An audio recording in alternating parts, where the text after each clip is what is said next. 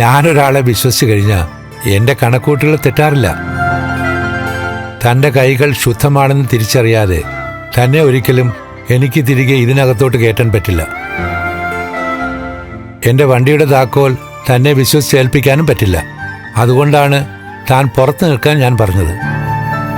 അതിനിടയ്ക്ക് ചുമടെടുക്കാനൊക്കെ പോയി അല്ലേ? ജീവിക്കേണ്ട സാർ. നല്ല കാര്യം. അതുകൊണ്ട് തൻ്റെ ഭാര്യയ്ക്ക് മാത്രമല്ല, തന്നെ സ്നേഹിക്കുന്ന എല്ലാവർക്കും താൻ ആരാണെന്ന് മനസ്സിലാക്കാൻ പറ്റി. തന്നെ വെറുക്കുന്നവർക്ക് പോലും. ഞാൻ കണ്ണൻ്റെയും മഹാലക്ഷ്മിയുടെയും കാര്യമാണ് പറഞ്ഞത്. എൻ്റെ ഭാഗത്ത് ശരി എനിക്കറിയാമായിരുന്നു സാർ. അതുകൊണ്ട് ഇനി ആരെയും ശല്യം ചെയ്യാതെ ജീവിക്കാനായിരുന്നു എൻ്റെയും മഞ്ജുവിൻ്റെയും തീരുമാനം. എന്നാ ഇനി ആ തീരുമാനം മാറ്റിക്കോ. താൻ എന്നെ ശല്യം ചെയ്തിട്ടില്ല. അതുകൊണ്ട് തൻ്റെ സേവനം എനിക്ക് ആവശ്യവുമാണ്. പിന്നെ സത്യസന്ധനായ തന്നെ ഇവിടെ നിന്ന് പിരിച്ചുവിട്ടതിന് ഞാൻ തനിക്ക് നഷ്ടപരിഹാരം തന്നേ പറ്റൂ. സാർ, അതൊന്നും വേണ്ട സാർ.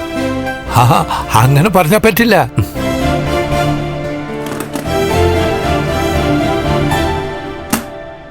ദാ വാങ്ങിക്ക്. ഇത് ഞാൻ തനിക്ക് വേണ്ടി കരുതി വച്ചിരിക്കുകയായിരുന്നു. സാർ, ഇനി എൻ്റെ അധ്വാനത്തിൻ്റെ കൂലി മാത്രം മതി സാർ. അല്ലാതെ ഒന്നും വേണ്ട. അങ്ങനെ പറഞ്ഞാൽ പറ്റില്ല. ഇത് താൻ വാങ്ങണം. ഞാൻ ചെയ്തിരുന്ന ജോലിയുടെ കൂലി സാർ കൃത്യമായിട്ട് തന്നല്ലോ. അത് മാർക്കോ വശം മഞ്ജുവിനെ ഏൽപ്പിക്കുകയും സാർ ചെയ്തല്ലോ. അതൊക്കെ അവിടെ നിൽക്കട്ടെടോ. എനിക്ക് ഭാര്യയും കുടുംബവും കുഞ്ഞുങ്ങളും ഒന്നുമില്ല.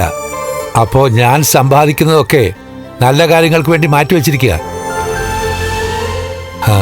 ഇതെൻ്റെ ഒരു സന്തോഷമാടോ. തൻ്റെ കൈകൾ ശുദ്ധമാണെന്ന് അറിഞ്ഞതിൻ്റെ സന്തോഷം. പിടിക്ക്. മടിച്ചു നിൽക്കാതെ വാങ്ങിക്കടോ. ഇത് താൻ വാങ്ങിയില്ലെങ്കിലേ എനിക്ക് വിഷമമാവും.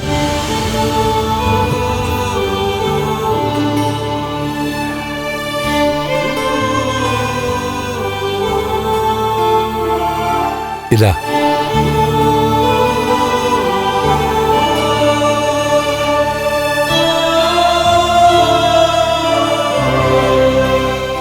തൻ്റെ കൈകളൊന്ന് കാണിച്ചേ. കാണിക്കടോ.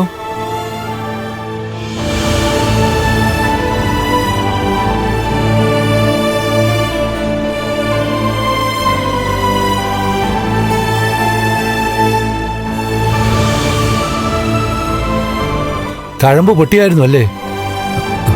സാരമില്ല, അതിനും മരുന്ന് എൻ്റെ കൈവശമുണ്ട്. ഇങ്ങനെ വേണോടോ ആണുങ്ങളായ.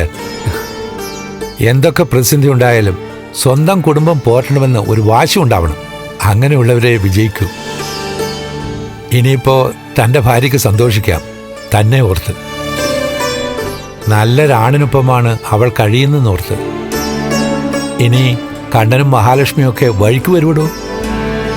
അവരൊക്കെ തന്നെ മനസ്സിലാക്കിയിട്ട് സ്നേഹിച്ചു തുടങ്ങും. ആരും സഹായിച്ചില്ലെങ്കിലും വെറുക്കാതിരുന്നാൽ മതിയായിരുന്നു സാർ. ആരുടെയും കാരണം എനിക്കും മഞ്ജുവിനും വേണ്ട. ഞങ്ങൾ പരസ്പരം സ്നേഹിക്കാനും ഒന്നിച്ച് ജീവിക്കാനും തന്നെയാണ് കൂടിച്ചേർന്നത്.